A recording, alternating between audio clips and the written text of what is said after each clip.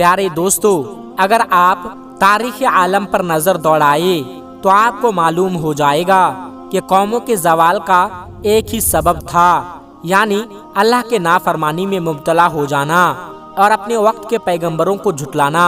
اللہ تبارک و تعالیٰ نے قوموں کو ایک دم زوال پذیر نہیں کیا اور نہ ہی اچانک ہلاک۔ سب سے پہلے ان کے پاس اپنے پیغمبروں کو بھیجا تاکہ ان کی اصلاح کر سکے اور ان لوگوں کو نصیحت کر سکے، لیکن جب انہوں نے ان نصیحت کو ٹھکرایا اور اپنی من چاہی زندگی بسر کرنے لگے تو اللہ تعالیٰ نے ان کو مختلف طریقوں سے ہلاک کیا۔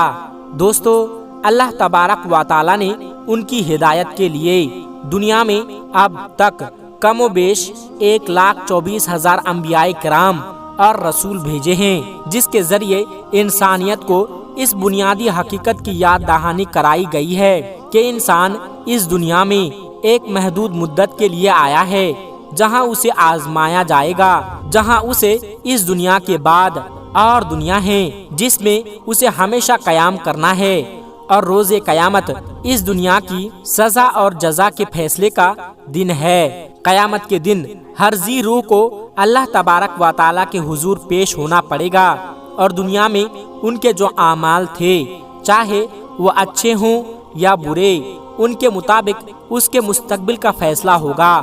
قرآن پاک میں سورہ ملک میں اس بات کو اس طرح سے بیان کیا گیا ہے کہ جس نے موت اور زندگی کو اس لیے پیدا کیا ہے کہ تمہیں آزمائیں کہ تم میں اچھے کام کون کرتا ہے، اور وہ غالب اور بخشنے والا ہے۔ پیارے دوستو، حضرت آدم علیہ السلام سے لے کر نبی کریم صلی اللہ علیہ وسلم تک تمام انبیاء نے اپنے قوم کو بھلائی کا راستہ دکھایا اور برے اعمال سے دور رہنے کی تلقین کی۔ انہوں نے اپنے نبی کی حکم کی اطاعت کی تو وہ لوگ کامیاب ہوئے اور اللہ تبارک و تعالیٰ کی رحمت سے فیض یاب ہوئے۔ جن لوگوں نے اپنے نبی کی باتوں کو جھٹلایا اور گمراہی میں مبتلا ہوئے تو اللہ تبارک و تعالیٰ نے ان کو دنیا والوں کے لیے نشان عبرت بنا دیا۔ پیارے دوستو، قوم نوح اللہ تبارک و تعالیٰ کے سوا یعوس اور یسر نامی بتوں کو پوجتے تھے، تو اللہ تبارک و تعالیٰ نے ان کے ہدایت کے لیے حضرت نوح علیہ السلام کو ان کی طرف بھیجا، اور حضرت نوح علیہ السلام مسلسل دین کی طرف تبلیغ کرتے رہے اور وہ باز نہ آئے اور عبادت میں شرک کرنے لگے۔ ایک دن وہ حضرت نوح علیہ السلام سے کہنے لگے کہ اے نوح، اگر تم سچے ہو تو جس عذاب سے تم ڈراتے ہو تو وہ ہم پر نازل کرو، جس کا ذکر اللہ تبارک و تعالیٰ نے قرآن مجید میں یوں فرمایا ہے کہ قوم کے لوگوں نے یوں کہا کہ اے نوح، تو نے ہم سے بحث کر لی اور خوب بحث کر لی، اب تو جس چیز سے ہمیں دھمکاتا تھا وہی ہمارے پاس لے آ، اگر تو سچوں میں سے ہے۔ سورہ ہود۔ دوستو، اللہ تبارک و تعالیٰ نے بارش اور طوفانوں کے ذریعے انہیں ہمیشہ کے لیے نشان عبرت بنا دیا، اور اللہ تعالیٰ نے ان پر زوروں کی بارش کی اور سمندروں میں طغیانی آ گئی اور اس میں وہ غرق ہو گئے۔ اسی طرح قوم عاد کو اپنی طاقت اور اپنی صحت اور جسم پر بڑا غرور تھا۔ وہ سمجھتے تھے کہ ہم جیسی طاقت اور قوم کو کوئی بھی شکست نہیں دے سکتا۔ بڑے بڑے جسم والے انسان تھے جو پہاڑوں کو تراش کر مکان بنا لیتے تھے، جسے اپنی طاقت اور صحت پر بڑا غرور تھا، جو درختوں کو جڑ سے اکھاڑ پھینکتے تھے۔ وہ اس غلط فہمی کا شکار تھے جس کی وجہ سے وہ بتوں کو پوجتے تھے، شرک کیا کرتے تھے۔ اللہ تبارک و تعالیٰ نے ان کی طرف حضرت ہود علیہ السلام کو نبی بنا کر بھیجا تاکہ وہ سمجھائے کہ وہ ایک اللہ کی عبادت کرے اور اللہ کا شکر ادا کرتے رہے۔ حضرت داؤد علیہ السلام نے اپنی قوم سے کہا کہ اے میری قوم، ایک اللہ کی اطاعت کرتے رہو، اگر تم اپنے رب کی اطاعت کرو گے تو اللہ تبارک و تعالیٰ اپنی رحمت کاملہ تم پر نازل فرمائیں گے۔ انہوں نے حضرت ہود علیہ السلام کو جھٹلایا اور تکبر کرنے لگے تو اللہ تعالیٰ نے ان کو اپنے عذاب کے لپیٹ میں لے لیا، تو وہ تنکے کے مانند ہواؤں میں اڑنے لگے، اور اللہ تعالیٰ نے حضرت ہود علیہ السلام اور جو ان پر ایمان لائے تھے ان کے سوا قوم کے تمام لوگوں کو نشان عبرت بنا دیا۔ اسی طرح پیارے دوستو، قوم سبا بنی اسرائیل کی یہ قوم تھی جسے اللہ تبارک و تعالیٰ نے اپنے بے شمار نعمتوں سے نوازا تھا اور ان کی ہدایت کے لیے اللہ تعالیٰ نے برگزیدہ بندے بھیجے اور انہیں تلقین کرتے رہے۔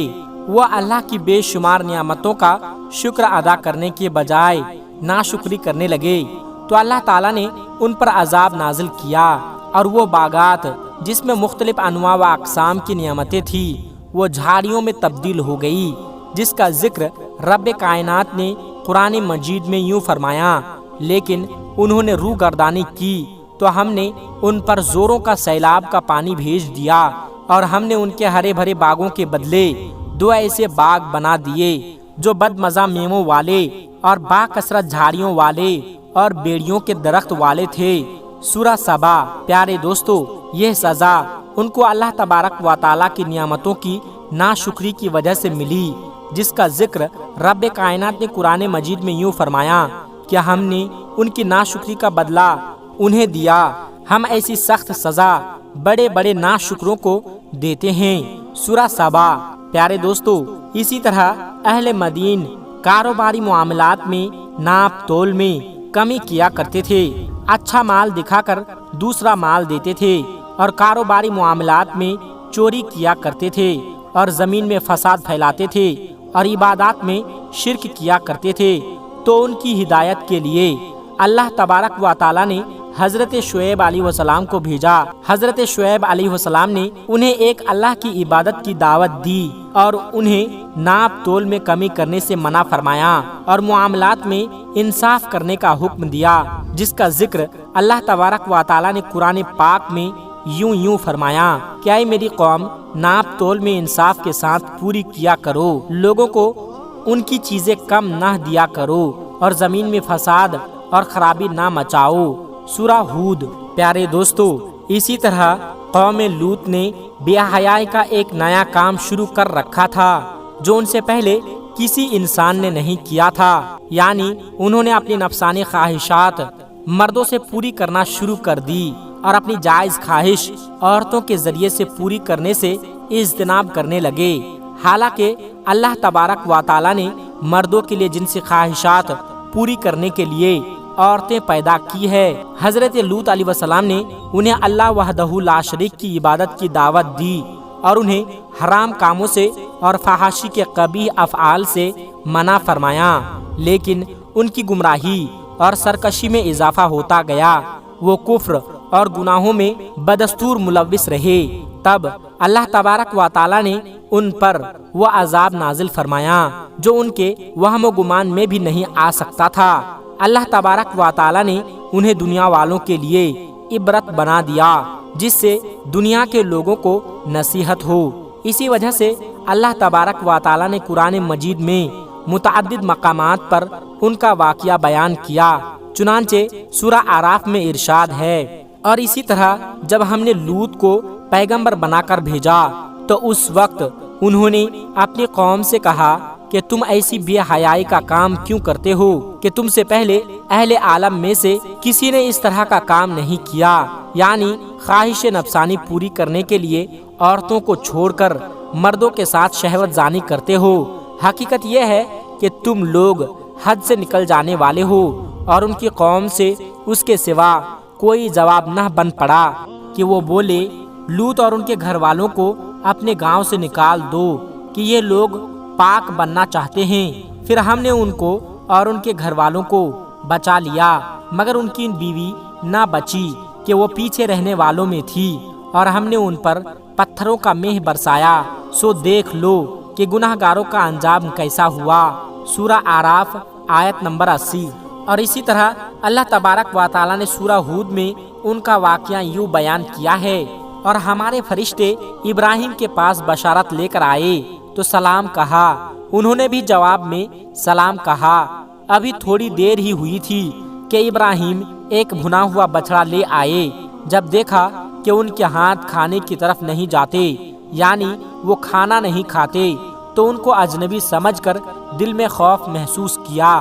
فرشتوں نے کہا کہ خوف نہ کیجیے، ہم قوم لوط کی طرف ان کو ہلاک کرنے کے لیے بھیجے گئے ہیں۔